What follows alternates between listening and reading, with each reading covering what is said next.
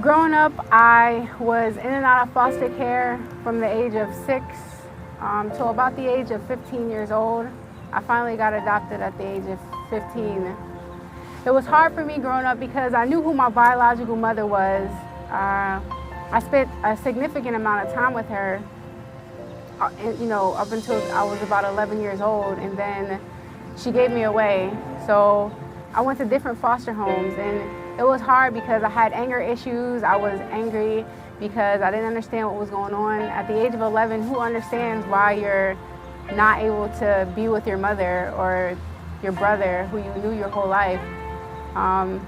So I went to different foster care, a significant amount of homes, and there was even one home that I was about to get adopted at, but because of my anger issues, they decided that they didn't want to go through with it. So I continued to go to foster homes, and I finally landed at one where they told me basically because of the issues that I had, this was my last foster home before the option of going to a group home was the next option. So I stayed at that home, and I finally got adopted at that home at the age of 15. It was hard because there were already other siblings or other foster children in the house before I got there, and we really didn't get along. So it was kind of like I was embarking in somebody else's territory. But I finally got adopted, and a lot of people have this image of, if you're in foster care and you get adopted, life is great. But it wasn't so great. I had a lot of issues that I dealt with in the home, outside of the home. I didn't really care about school. I thought about my mother very often. It was hard for me not knowing where she was. I never knew my father, but I did know my mother. So I feared that I would see her on the street and not know what to say, or I feared that I'd never see her again. I had an old friend that I met up with, and we started hanging out more often, and he basically introduced me to Christ in a new way that I had never experienced before. He asked me if I was a Christian, and like I said, I consider myself to be a Christian. And so he started showing me a different side of God, and that there's more to being a Christian than just praying before you go to bed or praying before you eat. And so I met him and his group of friends, and we all started hanging out, and I went to Bible studies, and I started asking more questions and getting to know more about this God that I profess to serve. So in 2011, I rededicated my life to Christ, and I want to say it was the first year to the start of many different changes and just a new look on life. I had a new perspective. I didn't look at my past as something that was necessarily all bad. I started to see more positive, ways that I saw more negative ways that life could have turned out had I not had God with me the whole time. So I started looking back, and I saw ways that God was in the different situations that I was in.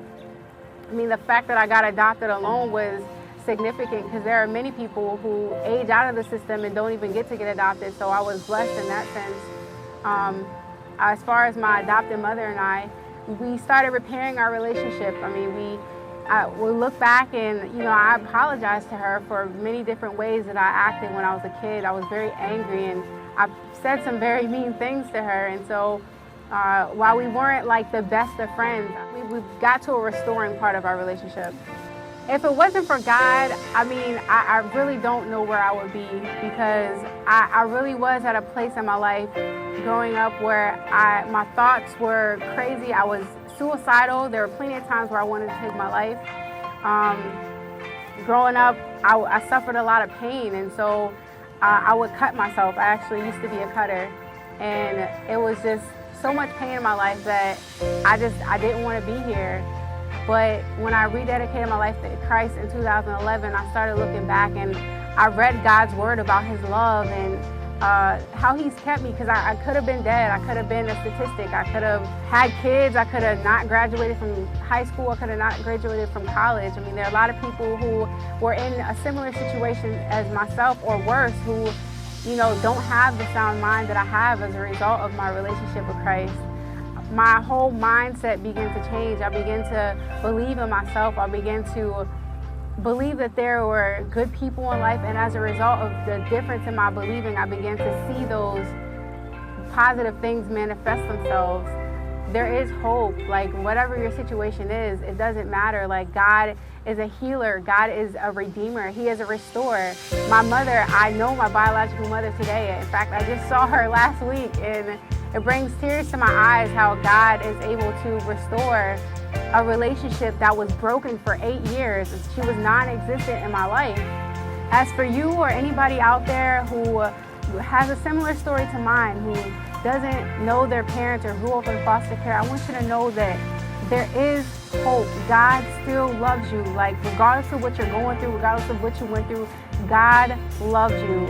And His love is so great. And I'm telling you, it can get you through anything that you're going through. So just remember that regardless of what's going on in your life, regardless of your past, of your present, of your future, God loves you, and He's with you there every step of the way. And if you look back, you can see Him in the past too. You can see Him throughout your life.